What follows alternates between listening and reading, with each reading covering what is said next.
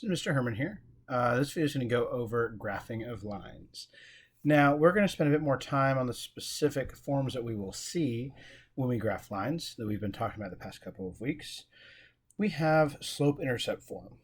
Okay, so slope-intercept form is y equals mx plus b, and our m is the slope that we have, and then b is the y-intercept. Okay, so we'll be using our y-intercept to figure out where we start on the graph, and then we will be using our slope.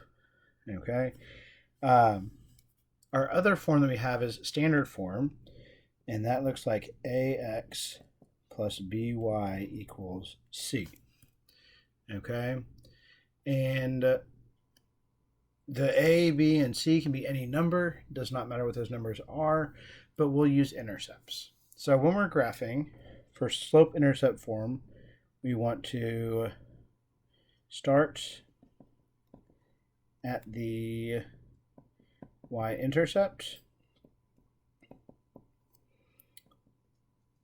then use the slope. Okay, and first a quick note, slope change in y over change in x. Okay, now in standard form, we want to set x equals 0, then get y by itself. Then we will set y equals 0 and get x by itself. Okay, and so we'll use both of these methods as we go through these problems here. We'll do one together, and then you'll have one to do on your own. Okay, so let's go ahead and look at our first graph here. We have y equals negative 7 over 2x plus 5, and that is an equation in slope-intercept form. So we know that our slope will be negative 7 over 2. Our y-intercept is 5. It's the number by itself. So let's go ahead and start graphing. We're going to start with our y-intercept. So 1, 2, 3, 4, 5. Okay. And then our change in y is the numerator, that top part. It's negative 7. So negative means we want to go down. So 1, 2, 3, 4, 5, 6, 7. And then the 2 in the denominator says we want to go to the right 2 because that 2 is positive. 1, 2. Okay, there's our point. And then we'll go and connect those two dots. And there's your line. So go ahead and graph number 4 on your own. So now we'll go ahead and talk about number 4. It's once again in slope-intercept form. M, the number in front of the x, is negative 5 over 4. B, our y-intercept, is 5. So once again, we'll start with the y-intercept, and just like the one before that, the y-intercept is 5. So then we look at our slope. So our numerator says negative 5, so we want to go down. So we start at this, our y-intercept, and we go down 1, 2, 3, 4, 5. And then our denominator, the bottom part of the fraction, says 4. So it's positive 4. We need to go 4 to the right. 1, 2, 3, and 4. So that's going to be our line. We'll connect those two dots. It's close enough. All right. So there's our line.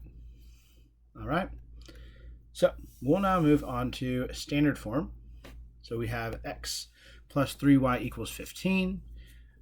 And we'll go ahead and plug in. So we have x equals 0 first.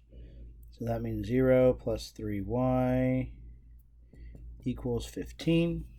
So that 0 is 0. So we've got 3y equals 15. To get y by itself, our opposite operation is divide by 3. So y equals 5. So 0, comma 5 will go on our graph. So 0, 1, 2, 3, 4, 5. Oh man, all these have y-intercepts of 5. Okay, so now we'll go ahead and do the other one. We'll say y equals 0. So we have x plus 3 times 0 equals 15. So that's going to make it 0. X equals 15. Now we're going to be way far out here. Okay? So we would want to put that way over here somewhere on the x-axis around 15. So let's see. Be somewhere over here, just trying to make a prediction. But we want to find something. Maybe this is about 15. So if I make a line. Okay. So there we go on number 5.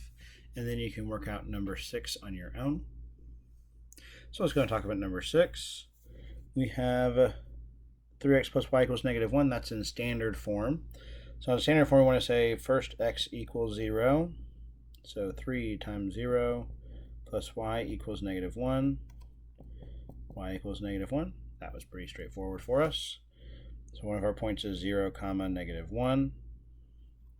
So 0, negative 1 is right here. And then we want to say that y equals 0. So we got 3x plus 0 equals negative 1. 3x equals negative 1. In order to get that x by itself, we're going to divide by 3. So x equals negative 1/3. Okay? So our point here then is negative 1/3, comma, 0. And so we're going to go not all the way to negative 1, but just a little bit. There's our negative 1/3. And then we're going to draw our line. Okay? So you now have 6 problems to graph on the back to continue to practice your graphing skills.